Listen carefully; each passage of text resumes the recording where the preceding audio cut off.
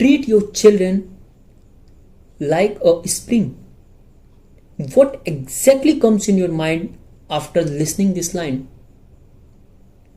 Hey, this is Vikas Jaiswal, motivational speaker. This video is mostly for all the parents, teachers and mentor. Spring I consider here as a children, force I consider here as a parents, and world I consider here as a small room.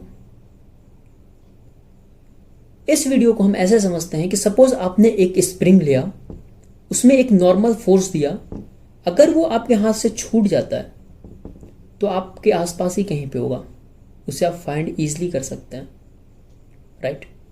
Second, आपने फिर से एक spring लिया, उसमें एक normal force से थोड़ा सा ज्यादा फोर्स दिया, जैसे वो आपके हाथ से छूटता है, वो हो सकता है रूम के आसपास ही कहीं पे हो या फिर आपके रूम के बॉर्डर लाइन पे हो।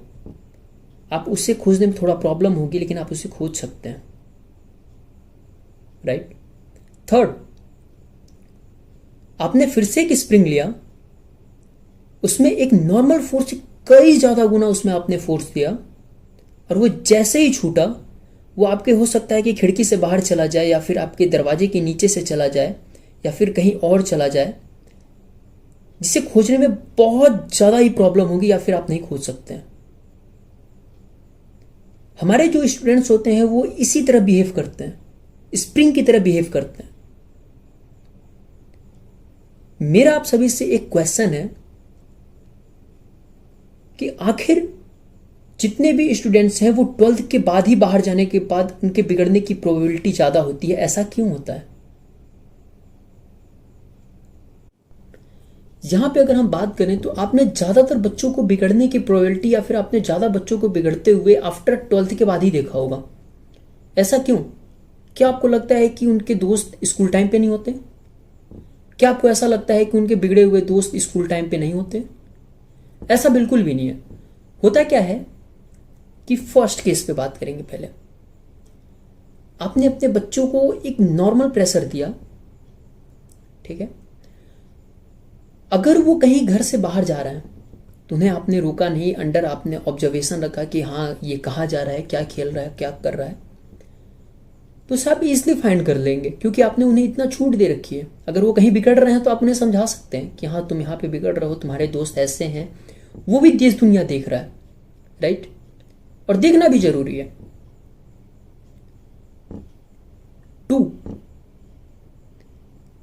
आप अपने बच्चे को थोड़ा सा ज्यादा प्रेशर दे रहे हैं, नॉर्मल प्रेशर से ज्यादा थोड़ा प्रेशर दे रहे हैं,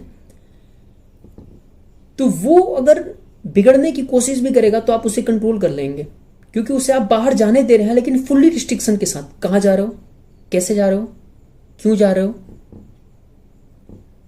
अगर वो जा रहा है, घूम रहा है, दोस्तों के साथ मिल रहा है, तो उसके बाद भी आप अपने बच्चों को कंट्रोल में कर सकते हो। अगर आप अपने बच्चों को फुल्ली रिस्ट्रिक्टेड रखते हो कि नहीं बाहर नहीं जाना है, खेलने नहीं जाना है दूसरों के साथ, दूसरे बच्चों के साथ घूमने नहीं जाना है, ये नहीं करना है, वो नहीं करना है, तो एग्जैक्टली उन बच्चों की बिगड़ने की प्रोबेबिलिटी ज्यादा होती है, क्योंकि आप उन्हें घर से निकलने ही नहीं देते हैं, आप उन्हें किसी के साथ घूमने ही नहीं देते हैं, आप उनको किसी के साथ पार्टी नहीं करने देते हैं, आप उनको किसी के साथ खाने नहीं देते हैं, कुछ करने नहीं देते हैं। तो एग्जैक्टली उन्हें जब तक ये नहीं पता चलेगा कि लोग कैसे होते हैं, क्या करते हैं, तो वो फिर जब बाहर जाते हैं तो उनको एक सारी चीजें देखने को मिलती है, ठीक है।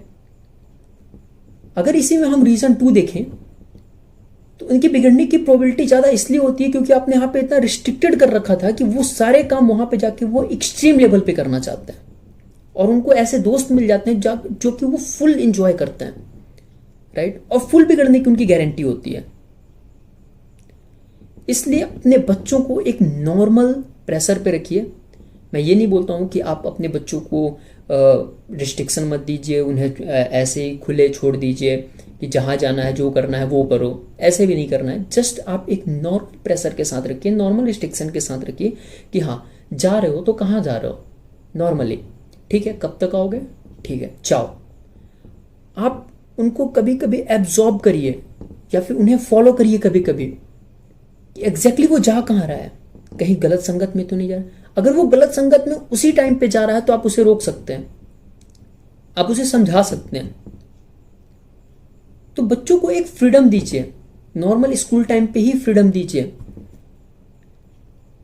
जैसे एक थोड़ा सा हमारा एक कहते हैं ना कि एक मनोवैज्ञानिक जो होता है वो भी कहता है कि अगर बच्चा एक आग को छूने की कोशिश कर रहा है तो उसे छूने देना चाहिए, क्योंकि जब तक वो छुएगा नहीं तो उसे पता कैसे चलेगा कि एक्चुअली आग होता क्या है। अगर आप अभी आग को नहीं छूने देंगे तो वो जब बड़ा आग लगा रहेगा तो उस बड़े आग में अगर जब उसमें अगर कूद जाएगा तो आप फिर उसे नहीं बचा सकते, राइट।